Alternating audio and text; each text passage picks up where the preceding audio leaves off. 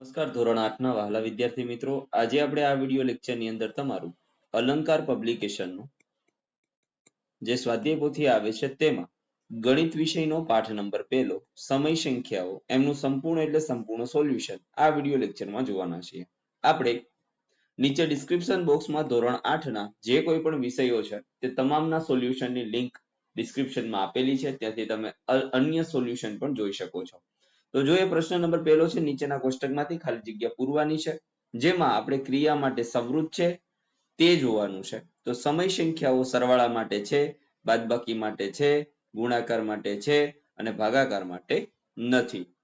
પૂર્ણાંક સંખ્યાઓ સરવાળા માટે સંવૃત છે, બાદબાકી માટે છે, ગુણાકાર માટે છે અને ભાગાકાર માટે નથી. પૂર્ણ સંખ્યાઓ સરવાળાઓ માટે સંવૃત છે, બાદબાકી માટે છે, ગુણાકાર માટે પણ છે અને ભાગાકાર માટે નથી.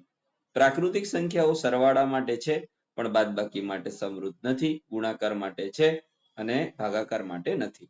એવી જ રીતના એ ક્રમનો ગુણધર્મ કોને લાગુ પડે? સમય સંખ્યા માટે સરવાળાને લાગુ પડે, બાદબાકીને લાગુ પડતો નથી, ગુણાકારને લાગુ પડે, ભાગાકારને લાગુ પડતો નથી.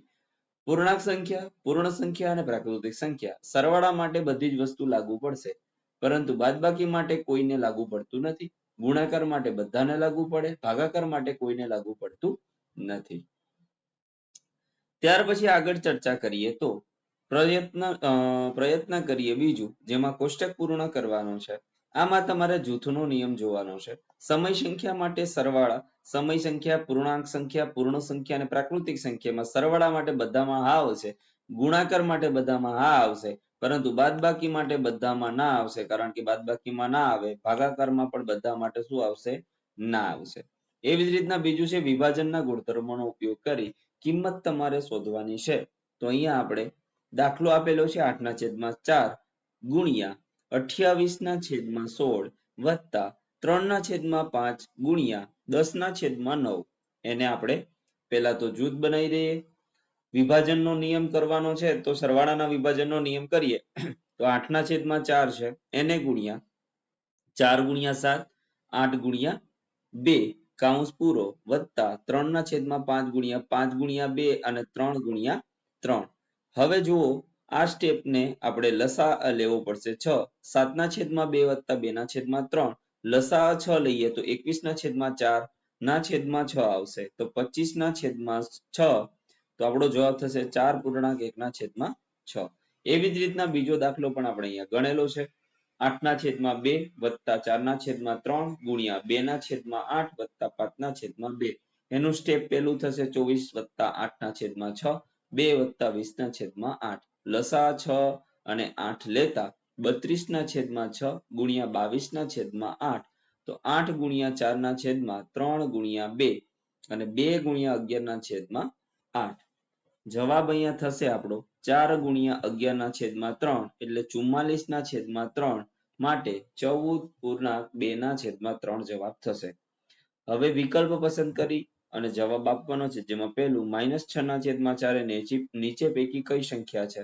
તેમાં આવશે ઋણ સમય.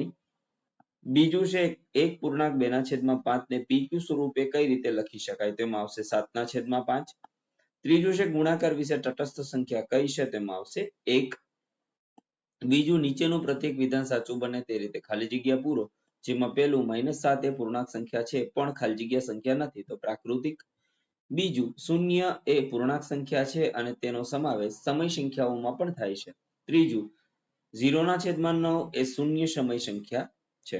વિધાન ખરા બને તે રીતે ખરા ખોટા કરવાના છે, જેમાં પહેલું -5/7 એ ધન સમય સંખ્યા છે, તો ખોટું. બીજું પૂર્ણ સંખ્યાઓ સરવાળા માટે જૂથના ગુણધર્મોનું પાલન કરે તો સાચું. ત્રીજું સમય સંખ્યાઓ માટે બાદબાકીની ક્રિયામાં જૂથના ગુણધર્મોનું પાલન થતું નથી, તો સાચું. ચોથું છે વિભાગ A ની માહિતી વિભાગ B સાથે સાચી રીતે જોડો. A + B = B + A. તેમાં જવાબ આવશે C. સરવાળાના ક્રમનો ગુણધર્મ. A × 1 = 1 × A. તેમાં આવશે A ગુણાકારના તટસ્થ સંખ્યાનું અસ્તિત્વ. A × B = B × A, તો D ગુણાકારના ક્રમનો ગુણધર્મ. A × B × C = C × A × B. તેમાં આવશે B ગુણાકારનો જૂથનો નિયમ. ત્યાર પછી પાંચમું, આપેલ સંખ્યાઓનું ધન સમય, ઋણ સમય અને શૂન્ય સમયમાં વર્ગીકરણ કરો. તો ધનમાં આવશે 4/5, 4/9, 18/13. ઋણમાં આવશે -3/2, -4/5 અને શૂન્યમાં 0/3, 0/7 અને 0/12.